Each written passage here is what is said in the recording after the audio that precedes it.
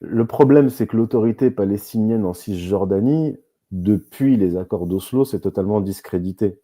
Ils apparaissent aux yeux des Palestiniens comme des Gauleiters des De Israéliens. l'État d'Israël. En fait, il faut rappeler le contexte. Pourquoi il y a eu les accords d'Oslo? Il y a eu les accords d'Oslo parce qu'il y a eu la première intifada. La première intifada a été une révolte des Palestiniens en Cisjordanie et à Gaza. Et en fait, les Israéliens se sont retrouvés face à une difficulté avec l'intifada, c'est-à-dire que ils, ils ont, ils ne s'attendaient pas à ce soulèvement et ils ne savaient pas comment le gérer. Donc, ils n'ont pas de police en fait. Ils ont géré ça avec l'armée. Or, pour gérer une révolte, il vous faut une police. Donc, ils ont mis en place les accords d'Oslo, ils ont mis en place l'autorité palestinienne, donc l'OLP est devenue l'autorité palestinienne, pour gérer, pour le compte d'Israël, la population palestinienne. Et durant même les accords d'Oslo sous Yitzhak Rabin, la colonisation a augmenté. Et donc, en fait, du point de vue des Palestiniens, l'OLP a trahi, et c'est dans cette période-là qu'a émergé, à partir de 87, le Hamas, et avant le Hamas, le djihad islamique, qui, eux, se présentaient comme un petit peu les successeurs de l'OLP d'avant. Parce qu'en fait, le discours du Hamas, qui a en plus un discours religieux, mais sur le plan politique, il avait, jusqu'à une période récente, les mêmes objectifs que l'OLP des années 64, 68 et 70, et ainsi de suite. Voilà.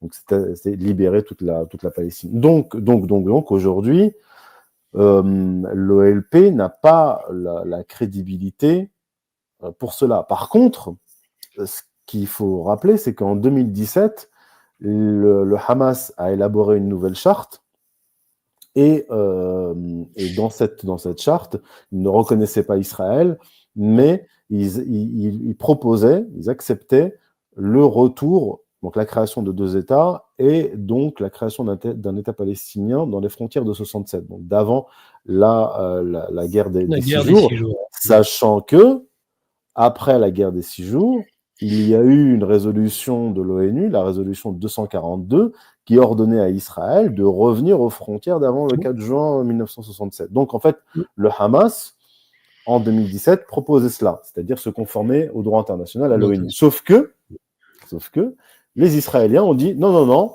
on ne les croit pas, c'est du baratin, on ne peut pas leur faire confiance, parce que le Hamas proposait un gouvernement de coalition avec l'OLP. Et les Israéliens refusent. Donc en fait, les Israéliens ont toujours fait en sorte qu'il n'y ait pas d'issue politique, parce qu'ils ne veulent pas d'État. Entre autres, en aidant le Hamas, en finançant le Hamas. En tout cas, en autorisant le Hamas, en autorisant le Qatar à continuer à financer le Hamas. Mais pour être précis, le financement du Qatar au Hamas, alors on dit le Qatar finance le Hamas, mais plus précisément, le Qatar finançait, d'ailleurs il n'était pas le seul, le gouvernement Hamas, c'est-à-dire que le Hamas a été élu, de branche politique. donc c'est un gouvernement en place, et le Qatar donnait de l'argent pour le fonctionnement de l'État du gouvernement à Gaza. Mais l'État qui soutenait militairement le Hamas, c'est pas le Qatar, c'est l'Iran. Voilà. Donc en fait, il y a un soutien financier politique du Qatar, mais un soutien financier et armement et entraînement, etc. Par l'Iran. Voilà, pour être plus précis. Très bien, oui, non, c'est important de le préciser. Hein. Mais au-delà de ce qui se passe à Gaza et en Cisjordanie, le projet du Grand Israël ne s'arrête pas là, il va plus loin. Et est-ce que là, vous êtes d'accord sur le fait que Trump a quand même réussi plus ou moins à arrêter les perspectives justement d'élargissement au-delà même des territoires palestiniens d'Israël vers le Liban et puis même aussi vers la Syrie. Alors, là encore, il faut être précis. Avant l'arrivée de Trump, donc l'administration Biden et la Turquie ont fait tomber le gouvernement de Bachar al-Assad. Absolument. En le faisant tomber, en mettant en place leurs mercenaires terroristes, C'est ça. Hayat Tahrir al-Sham, Les etc., djihadistes. ex-Daesh, avec même des membres de Daesh, puisqu'on voyait quand il y avait des exactions, les types qui avaient toujours le blason les mêmes, hein. de Daesh. Beaucoup Bref, venant d'Asie centrale, d'ailleurs. Hein. voilà, donc leurs amis terroristes ont pris le pouvoir, ils les ont mis au pouvoir, et Israël a pu conquérir de nouveaux territoires en Syrie grâce aux terroristes arrivés au pouvoir. Terroristes qui ont envoyé des mots d'amour et des bisous aux Israéliens.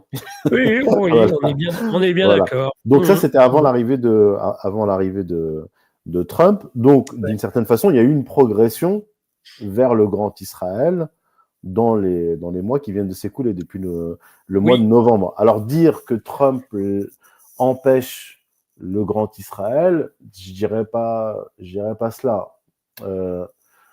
Disons que c'est la réalité politique et militaire qui empêche le grand Israël. Parce que le Hamas empêche le grand Israël à Gaza, le Hezbollah empêche le grand Israël au Liban, et pour le cas de la Syrie, là il y a un nouveau problème qui se pose à Israël, c'est que depuis le début, les Israéliens et les Américains se sont alliés aux Turcs pour faire tomber Assad, mais maintenant que Assad est tombé et que la Turquie est présente en Syrie, maintenant ils veulent s'attaquer à la Turquie. Ben oui, non, mais les deux s'affrontent. Oui. Donc, Netanyahou est allé à la Maison-Blanche, rencontrer Trump, pour poser le problème turc. En fait, c'est comme Saddam Hussein. Ils ont utilisé Saddam Hussein pour faire la guerre contre l'Iran, et une fois qu'il a terminé son œuvre, son travail, ils l'ont éliminé. Et maintenant, en fait, c'est ce qu'ils veulent faire avec la Turquie. Sauf que Trump a répondu, Erdogan est mon ami, agissait, qui dit à Netanyahou, agissait de façon rationnelle. Donc, en gros, ne bougez pas. Ne bougez pas sur le cas de la Turquie. Parce qu'en fait, de toute façon, les Israéliens ont besoin des Américains pour faire le sale boulot. Les Israéliens tout seuls ne peuvent pas vaincre l'armée turque s'il y a une guerre. Et qu'est-ce qu'il lui a dit aussi ? Il lui a dit, concernant l'Iran, je vais négocier un deal, on va certainement avoir un deal important avec les Iraniens, donc vous ne bougez pas. Donc là, de ce point de vue, effectivement, Trump est un frein aux visées, aux objectifs israéliens. Là, oui, là c'est clair, sur la question de la Turquie, sur la question de l'Iran. Pardon, monsieur, je suis confus, j'ai garé mon briquet. On a aussi tendance à jouer avec le feu. Google, qui est une création de la CIA. L'équipe de Géopolitique Profonde vous donne le meilleur de l'actualité brûlante. Mais en échange, on veut un geste de votre part.